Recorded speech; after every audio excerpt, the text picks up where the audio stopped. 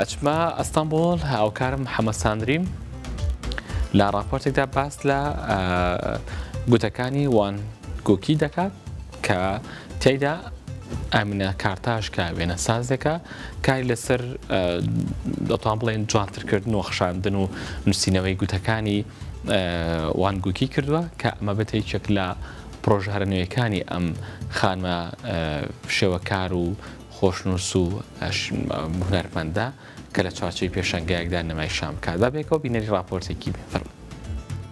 Wênesaz Emîne Karataş ev gotinên Van Gogh ji bo xwe kirine rêhber.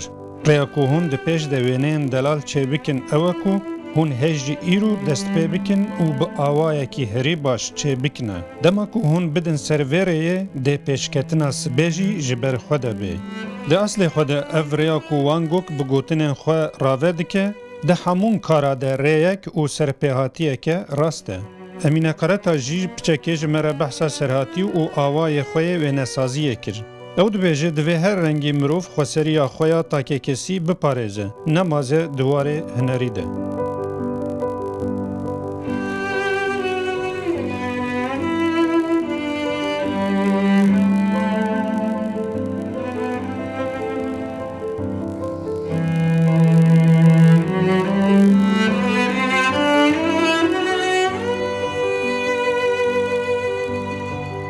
Emine Karataş ben, Adanalıyım. Navê min Emîne Karataş e. Ji Edeneyê me. Berê ji min beşdarî gelek pêşengehên pir alî kiriye. Ev pêşengeha min ya takekesiya pêşî ye. Li galereya Nîş Ardayê ye. Min bi vî awayî şûntiliyên pênaseyên xwe pêkanî.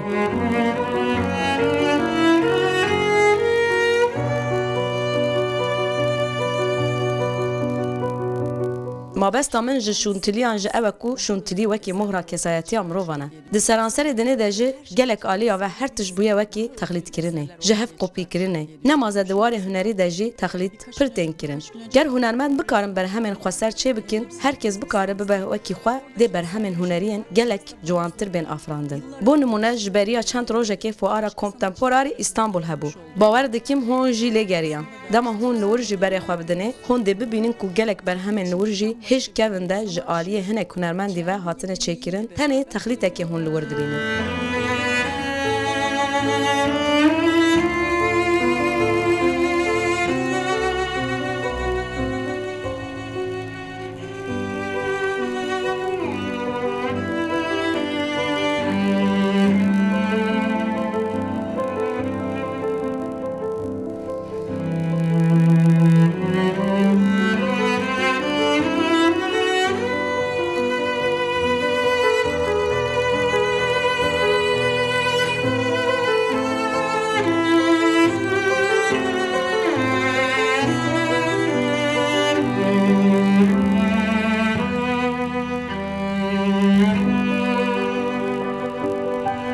Dema hunermend digel şiyanên xwe xweseriyekiya xwe jî biafirîne hingê bi rastî dibe hunermend. Lewma li vir şûntiliyên remza sembola civaziyê ferq û cudahiyê ne. Ji ber ku dema xwedê mirov çêkirine, her mirovek bê hempa çêkiriye. Cêwikên ji heman hêgê jî şûntiliyên wan ji hev cuda ne. Ji bo vê jî dibêjim çima mirov texlîtê hev dikin. An jî dixwazin bişibin hev. Biya min her takekesek bi cudahî û xweseriyên xwe ciwan e. Wêneyan jî bi vê mabestê çê dikim. Wênesazî bo min weke terapiyekê ye. Pêşniyar dikim ku herkes vê terapiyê bike.